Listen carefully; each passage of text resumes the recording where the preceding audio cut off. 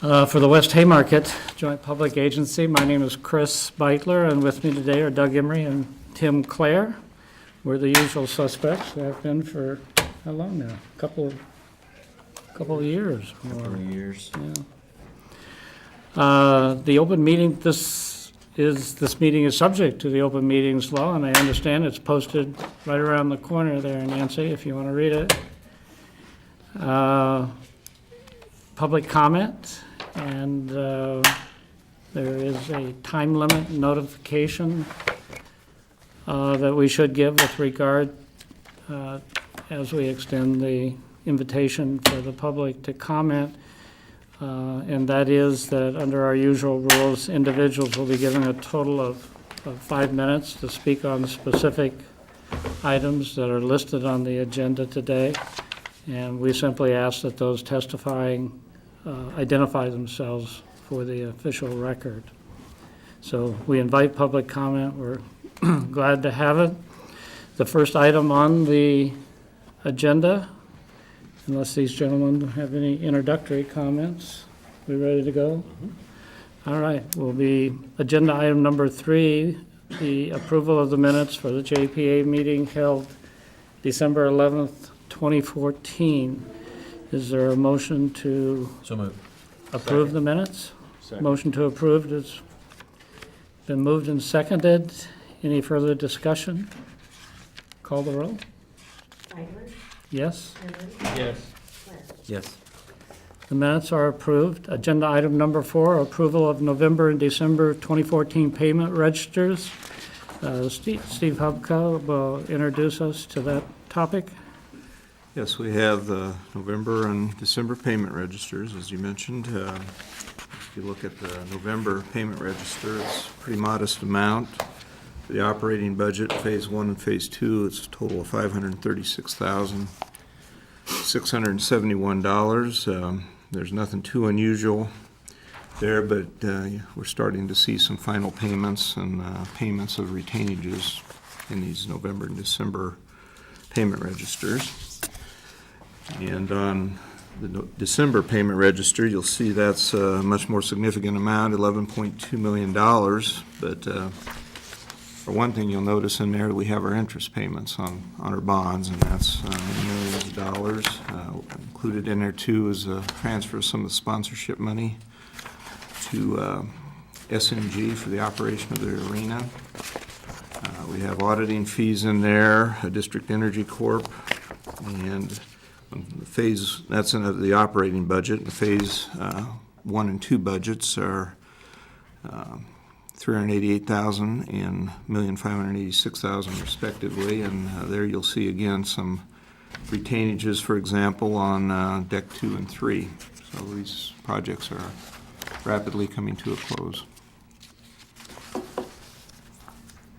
Okay, are there questions?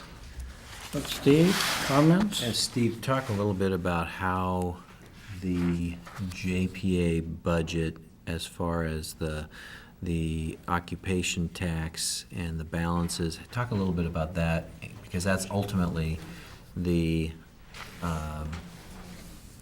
financial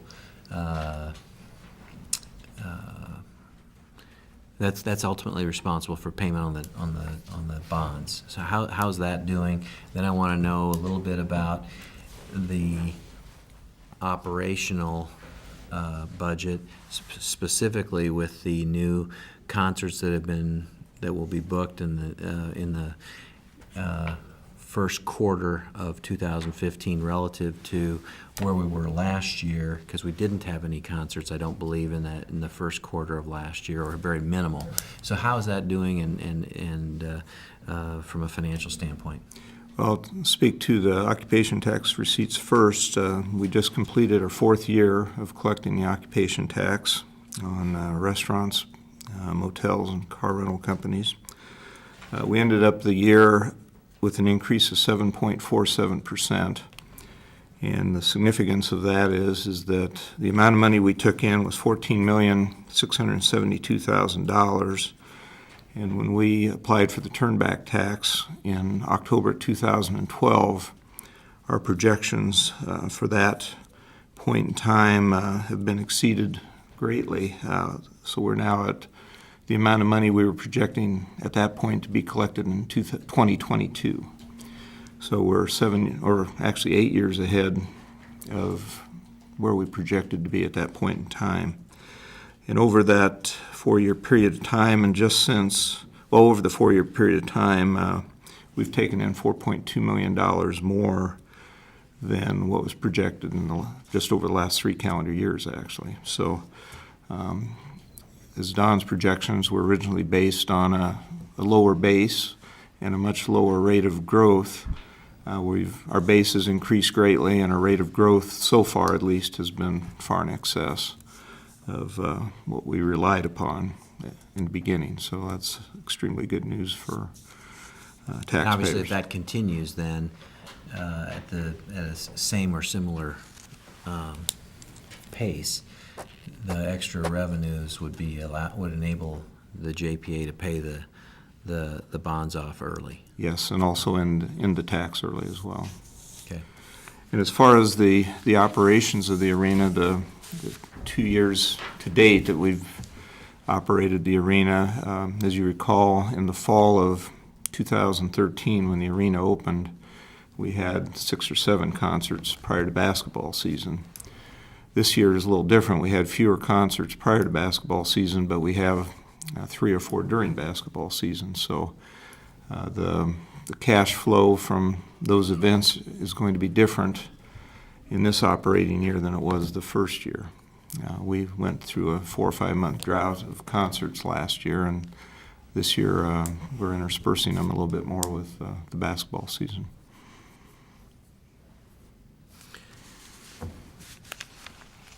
So last fall, I didn't think about that. The fact that last fall there were more concerts than the fall of 13, there were more concerts than there were the fall of 14, which probably led to a greater balance from an operational standpoint in the books in 13, December 31, 13, than there was in December 31, 14. But there's more concerts in the first quarter of 2015 than there was in 2014. Yeah, so we should start to make up ground quicker now than we were doing that at this time last year. There's also a little bit of a different emphasis on events, because I think that first year it was almost exclusively concerts as far as big events, and this year we had WWE and a couple other events that we didn't have in the previous year. Okay. Keep going. All right. You talked about some expenses towards the audit. Talk a little bit about if you've heard any results from how the audit came back. And we haven't even received a draft report yet, but I have not heard of any problems of any kind.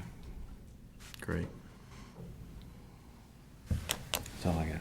What do you have a question, Steve? As long as we talked about the revenue end of it, talk about, we made our interest payments. So where would those be compared to what we projected that they would be? Those interest payments would be exactly what was projected, because as soon as we issue the bonds, we know exactly what those are going to be for the whole 35 years of.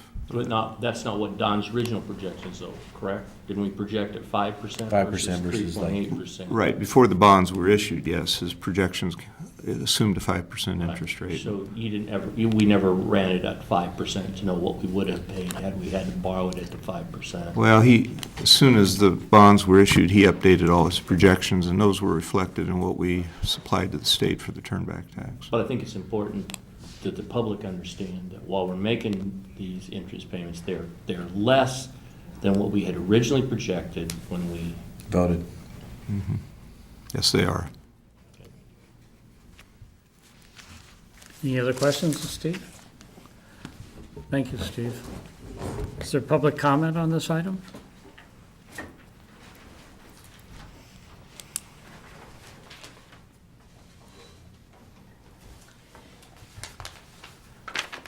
Do I need this or not?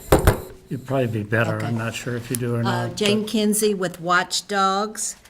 On the first page of the payment register, 112968, the clerk of the district court filing the W HJPA against Hawkins. You are suing Hawkins for payment, is that correct? Yes. That's right. Okay. On the next page, well, to go back with that a little bit, who are the lawyers who are involved with this? The city lawyers are donating their time, or are you going to pay them? Well, Steve, why don't you answer what you can, and we'll get Jane whatever additional information she wants with respect As to far the as- details. As far as payment, the JPA, part of the JPA operating budget is to reimburse city staff for time spent, and the city attorney's office is one of those expenditures. So they- Okay. Just So- as we do with all other city time Yes. spent on JPA. Not all of it, but certain positions. Yeah. And you won't need any kind of consulting fees from other lawyers, as far as you know? You just. Well, I don't know that we've been into the needs of the litigation, probably not, but there's always the possibility of Okay. expert witnesses and litigation. And where will that, what budget will that come out of? That would come out of the operating budget if that were to occur. Operating, okay. And on the next page, you are paying them for past work. Do you intend to hire them for other work in light of this? Where are you? This would be on the next page down at the bottom, It's the December. 320143.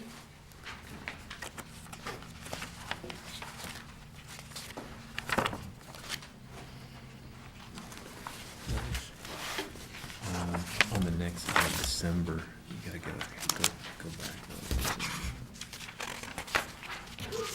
Give him some more information and Oops, I think you may have Oh, done a little bit- December? Yeah. here. Yeah. It's on the December payment register down under the Phase 1. Third line down, Hawkins Construction. And it's a payment of $145,659.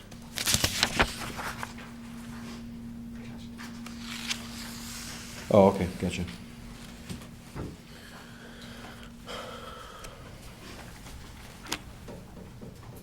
So, is there a plan to hire them from other, in light of this lawsuit? I'm sorry, Jane, is there a plan to what? To hire them for other kinds of work for the JPA in light of the lawsuit? Well, there are no current plans that I know of, but we haven't approached the question at this particular point in Okay, time. is that usually the protocol, that you continue to hire them? Well, I don't Well, think they're disallowed at this point from putting in a bid. If there were something that there was to be bid, they would have the right to fairly bid it. And I guess we at that point would have a right to decide whether that was a legitimate bid or a bid that we wanted to accept. I guess you could ask Mr. Peo, he's a lawyer, but did I miss that by too far, Rick? So, the lawsuit wouldn't cause unfriendly relationships? Well, I think at this point, Jane, it would be a business relationship. The relationship is that unless they're banned from the right to bid something we put out for an open bid, they would have a right to bid. Whether they were the successful bidder or not simply depends on whether they, A, have the right bid, and B, whether we accept the bid. So this is not a relationship where it's based upon what has or has not happened unless somebody decides they don't want to accept that bid because of past work. And at this point, I don't believe that decision has been made. Okay. Caleb, is that, you guys? Ordinarily, when somebody or some company has a disagreement with somebody over payment, and it even comes to a lawsuit, they don't want to deal with them anymore. We are not private, unfortunately. We are a business that allows open bidding. So they would have a right to openly bid. We have a right to take the lowest acceptable bid. Keyword, there might be acceptable. Well, I don't know how happy the public would be about that. Okay, that's, Understood.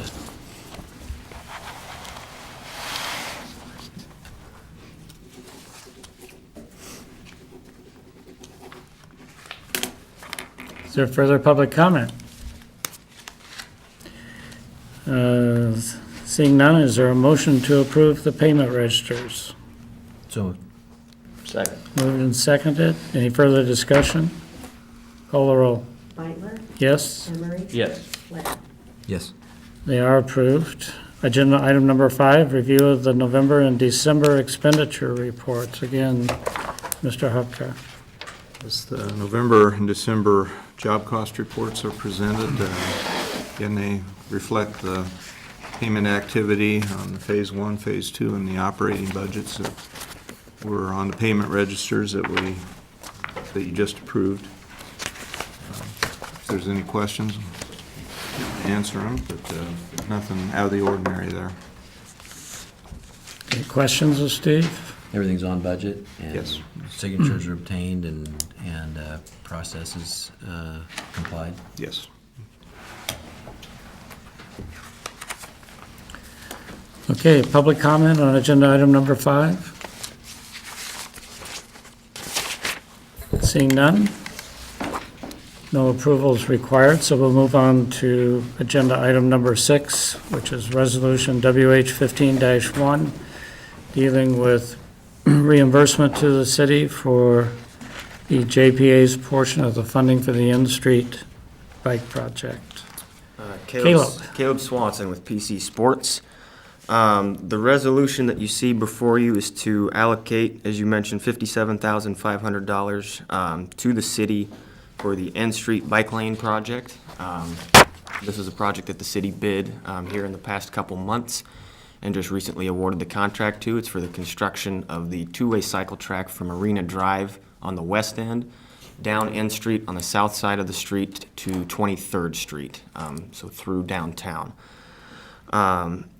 Originally in 2012, as part of the core area project, which constructed all the roadways and the infrastructure in the West Haymarket, there was funding in that project to pay for some bike lane improvements, is the best way to describe them, in the JPA's area down on N Street, from Arena Drive up 7th and 8th Streets as you move east.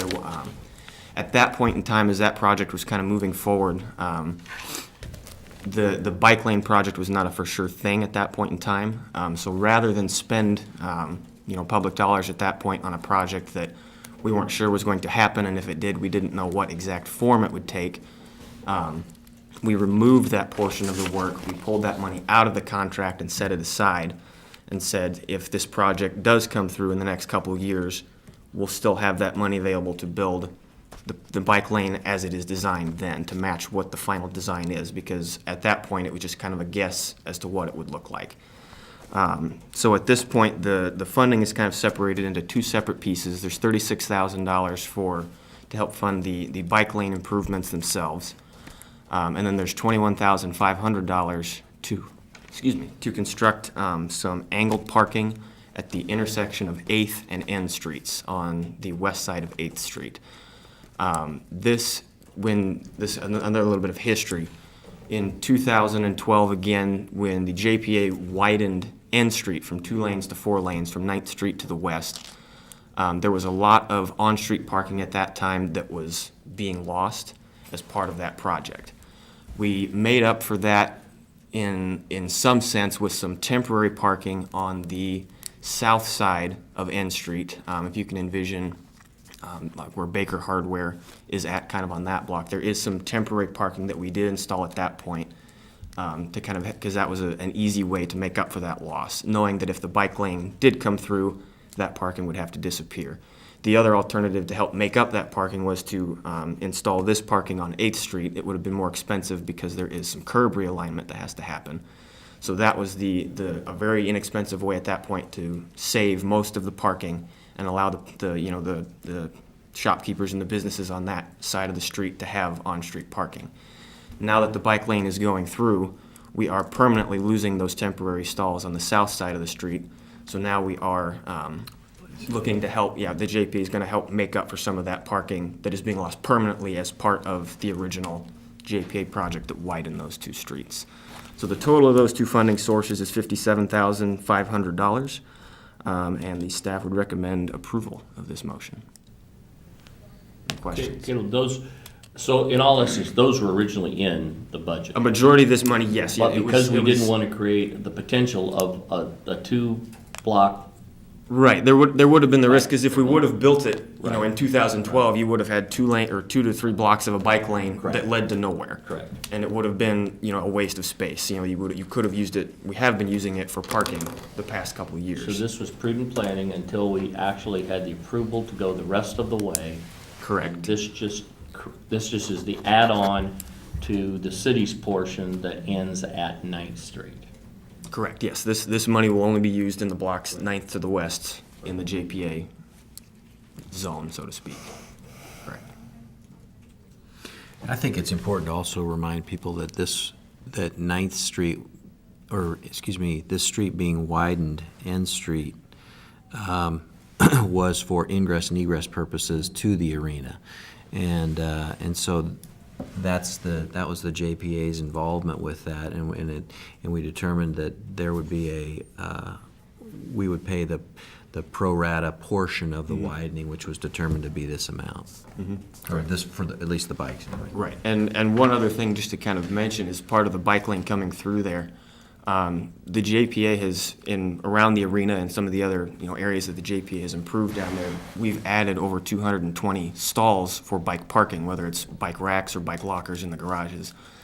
So it's been a kind of an encouraged thing for people to bike to the businesses there, to bike to the arena, to events. So this obviously then provides them a route to get into the district and use those amenities that we already have provided. So.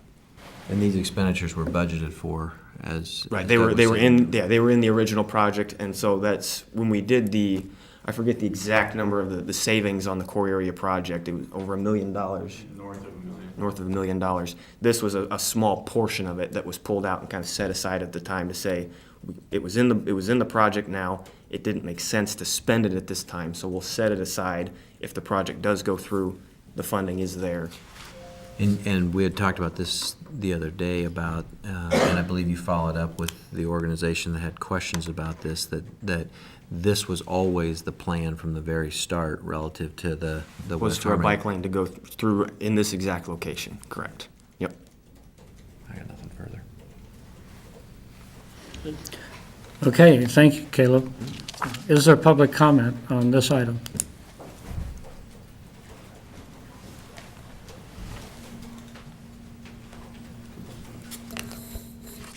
Jane Kinsey with Roch Dogs. How much more money is going to be put out of the JPA's coffers for the bike path? Is this it, or are you going to do more? Yes. This is the extent of the JPA funding that will be used. Okay, Yep. that's on record now. Again, we didn't vote for this as a voter, as a public. It's a small amount, but nothing to haggle over. But Watchdogs is not happy about giving them anything for that. Well, Jane, the truth is, it's part of all of the other infrastructure that went into that area. This just happens to be some that we rolled out because we weren't sure at what point we would actually have the bike lane go there. Now it is, it just goes back in. I think it was extremely prudent planning and a great job by PC to pull it out and wait to see that, to make sure that it was not a bike trail to nowhere. We don't look at it that way. we look at it at the fact that this was public money. It was voted. We thought we were voting for this, and Okay. like the ice rink, you know, Gotcha. on and on and on. And you have the power, if you don't meet your bills over the life of the bond, to tax the public for that, for whatever excess. And many people in Lincoln feel like they're hanging out to dry.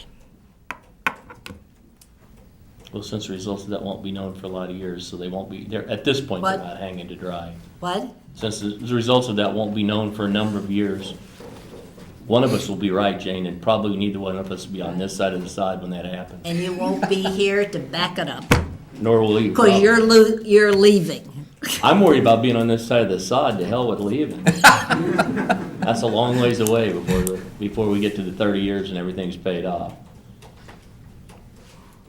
Okay, I just want it on the record. Thank you, Jane. Is there further public comment?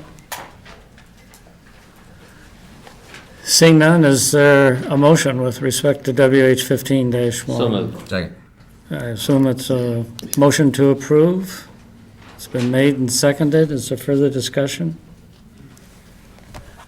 Call the roll. Beitler, Yes, Emery, Yes. Claire. Yes. resolution's adopted. Agenda item number 7, resolution 15-2 relating to engineering services with Olson Associates, and Adam's going to explain that one to us.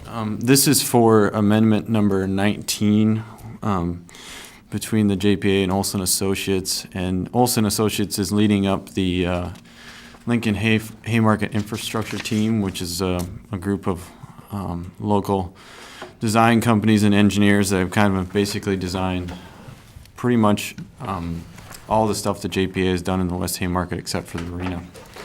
And as part of that contract, they have an hourly agreement. So basically, if we ask them to do something for us, they charge us the hours. If not, they don't charge the hours. So it's on an as-needed basis from here on out. We're needing them through 2015 on a on-call basis. We've used them for some minor things in the last few months, but nothing major. And there's plenty of money within the budget of their contract to handle pretty much anything we would ask. So the 1.3% increase to the rates is by contract. It's just a standard increase per the year, and I think actually they might have done better if they had something else for that. So we recommend approval of this, and it's, like I said, it's an on-call basis. Okay, questions of Adam? Thank you. Is there public comment on this item?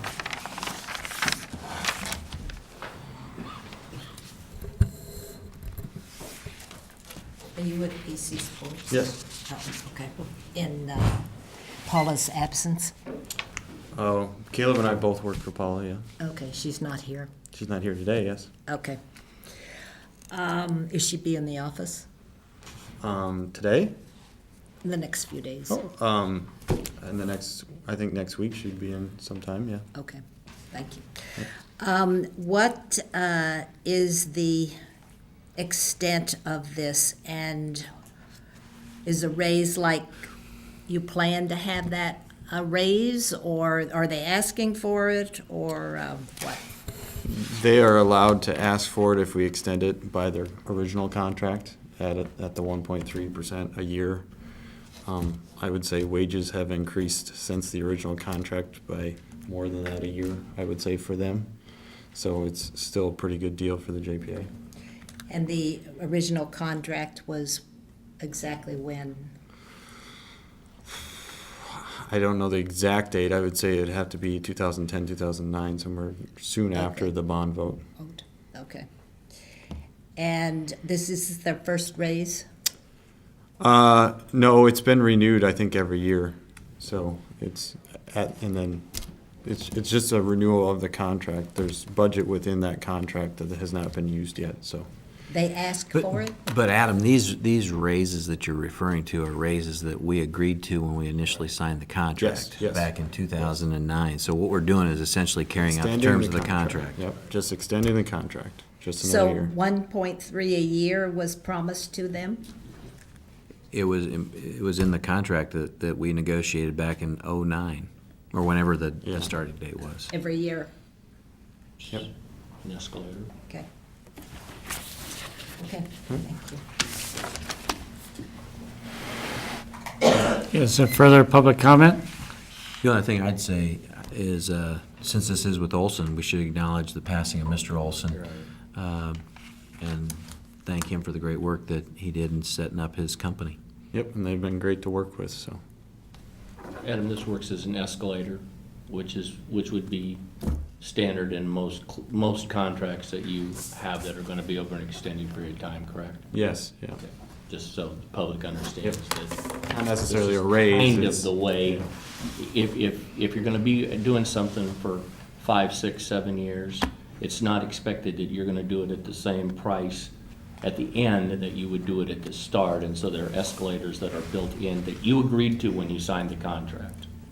Yes. Okay. Okay. Any other comment? Is there a motion to approve? So moved. Second. A motion to approve agenda item number 7. Any further discussion? Call the roll. Lightler, Yes, Emery, Yes. Blair. Yes. the resolution is adopted. Agenda item number 8 is simply setting the next meeting date, which without objection will be Thursday, February 26, 2015 at 3:30 PM in the City County Building Room 303. And with that, I'd move is adjournment. there a motion to adjourn? Moved and I'll second. seconded it?